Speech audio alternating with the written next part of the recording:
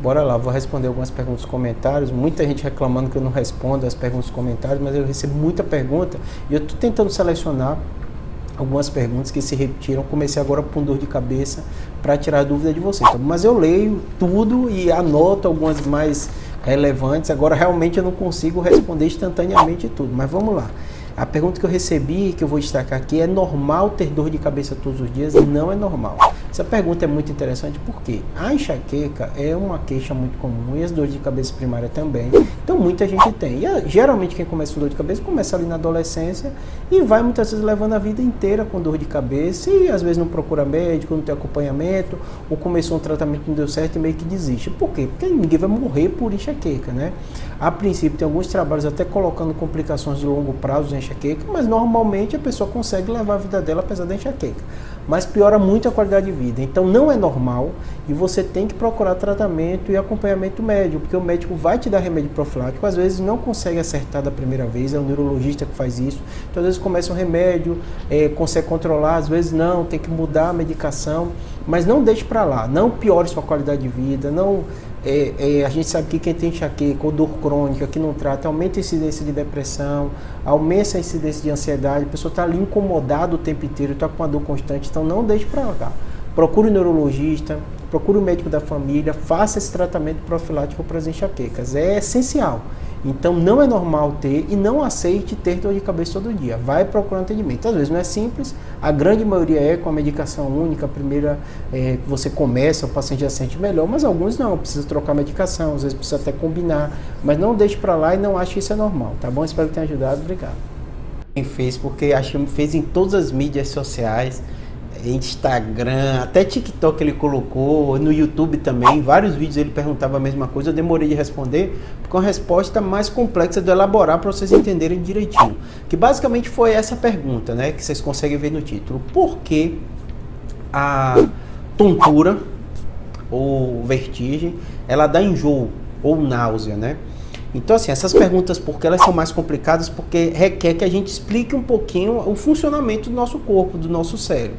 Então, a gente tem no nosso cérebro uma região que é o centro do vômito. O que acontece, né? Por que a gente tem esse centro de vômito? O que aconteceu? Tem um monte de teoria evolucionista, né, explicando o porquê da importância do centro do vômito, mas vou explicar direitinho o funcionamento e aí você vai entender por que acontece quando a gente está tonto.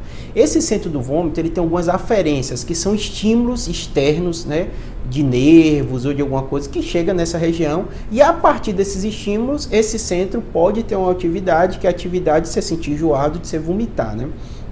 No caso, ele tem uma correlação e recebe aferência da parte do ouvido interno, que é o que ajusta a gente no equilíbrio. Então, toda vez que a gente está tonto, que a gente sente uma vertigem, de um modo geral, tem a relação com o ouvido interno, ele recebe essa aferência e pode dar essa sensação de náusea e a pessoa pode chegar até vomitar. Então, basicamente, para você entender, no caso da tontura e da vertigem, tem outras aferências. Tem a aferência da parte gastrointestinal. Então, por isso, quando a gente come, às vezes, algum alimento que não cai bem, ou está com uma gastrite, ou está com alguma coisa, você sente também essa sensação de náusea. Então, às vezes, você tem centros no cérebro que eles recebem informação de vários locais. Então, o sintoma, a queixa que o paciente refere é a mesma, mas quando você vai investigar, quando você ouve a história do paciente, você entende a causa. Então, quando alguém me diz que está com náusea e diz que está tonto, você começa, ou vertigem, você começa a topografar a doença nesse local. Quando ele diz, comi alguma coisa, eu estou com náusea, eu até vomitei, mas estou com indisposição intestinal, você começa a topografar nessa região. Então, o centro do vômito recebe informação desses locais, ou da periferia da parte do ouvido, que dá todo esse sintoma, ou da parte gastrointestinal, tem outros locais que podem dar. A partir desse estímulo que ele recebe, ele começa a sua atuação. Essa atuação envolve uma série de coisas. Por exemplo, tanto no sistema parasimpático, né, que é, vamos dizer, é uma parte do sistema da gente autônomo, que a gente não para pensar e ele age, reduzindo a parte do esôfago da gente, né, tem um certo tônus, né, ele reduz um pouquinho o tônus, já que você vomitando, né, isso vai sair alguma secreção de lá de dentro que dá do estômago e dá essa sensação de alívio. No caso, por exemplo, que alguém comeu alguma coisa que deu indisposição, você até entende que isso pode ter um efeito benéfico, porque se foi algo que poderia fazer mal para ele, né, aquilo foi expulso, né, aquele alimento, então evolutivamente você entende. No caso do ouvido, na verdade, essa náusea, esse vômito informa para o seu corpo, para você conscientemente, que alguma coisa não está legal, e somando com essa informação.